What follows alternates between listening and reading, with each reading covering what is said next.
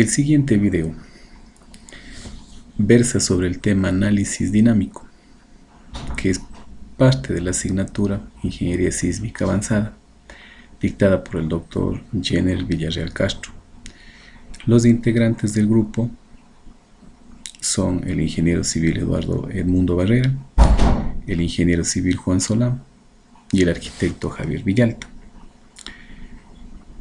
Este video, que se le ha determinado como video 3, es un video que complementa al video 2 relacionado con el análisis estático. Dentro del análisis dinámico, en nuestro país del Ecuador, se utiliza justamente un método de análisis que es el método determinado como DBF, el cual nos hablaba a nosotros de que tenemos que justamente hacer un análisis estático y luego un análisis dinámico, en el cual se encuentra el análisis dinámico espectral y el análisis dinámico paso a paso en el tiempo. Con esto nosotros podemos pasar a analizar el análisis dinámico espectral.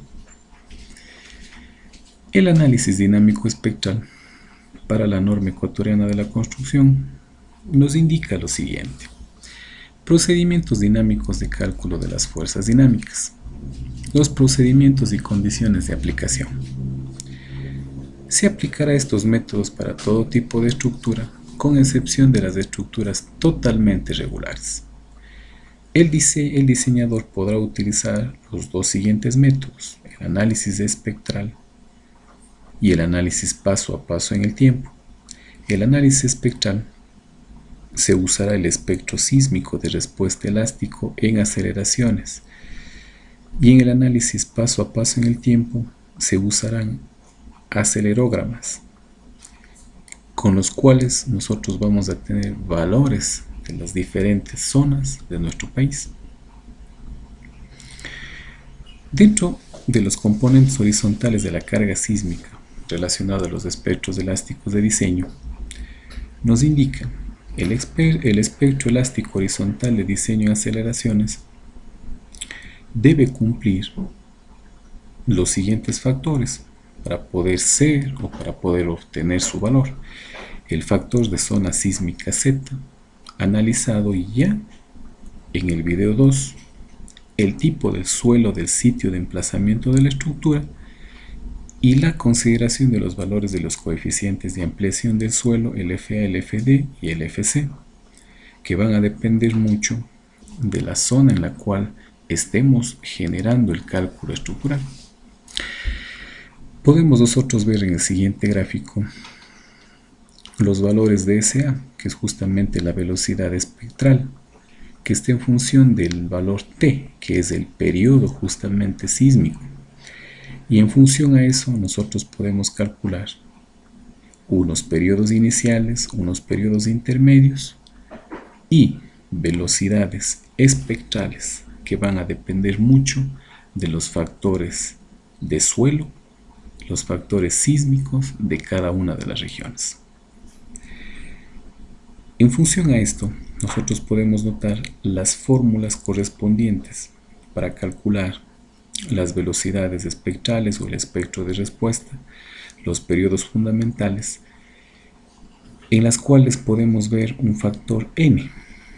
Este factor n, que le vemos también en la gráfica, tiene mucho que ver con las zonas en las cuales esté ubicado el cálculo que vamos a realizar. Si nosotros podemos ver en el Ecuador, tenemos tres valores n. El primer valor n, que tiene una unidad de 1.80, se encuentra en las provincias de la costa, excepto Esmeraldas.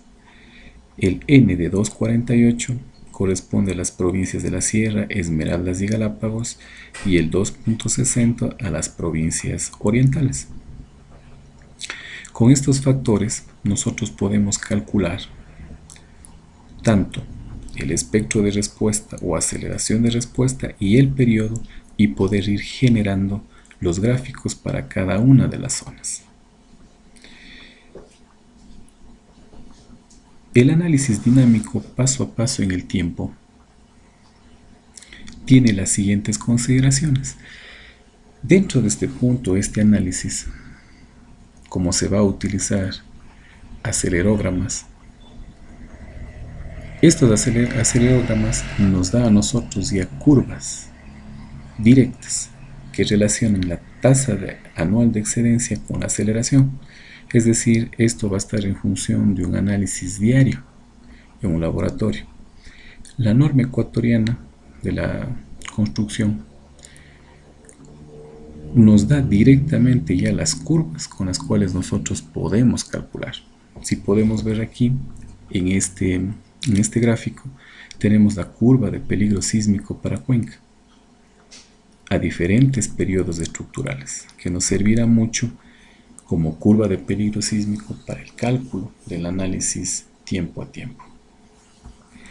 Dentro de los requisitos específicos, nos solicita a nosotros que generemos la respuesta dinámica, sobre todo para los suelos de tipo F, porque para los otros tipos de suelos no existiría problemas porque la curva nos daría los valores correspondientes tanto de la aceleración como del respectivo periodo. Pero en el tipo de suelo F, al ser un tipo de suelo especial, nos habla de que deben existir investigaciones un poco más profundas, como las que tenemos de perforaciones con obtención de muestras, ensayos de penetración estándar, el penetrómetro de cono CPT y otras técnicas de investigación que nos ayudará justamente a ver la respuesta dinámica que tiene este tipo de suelo F.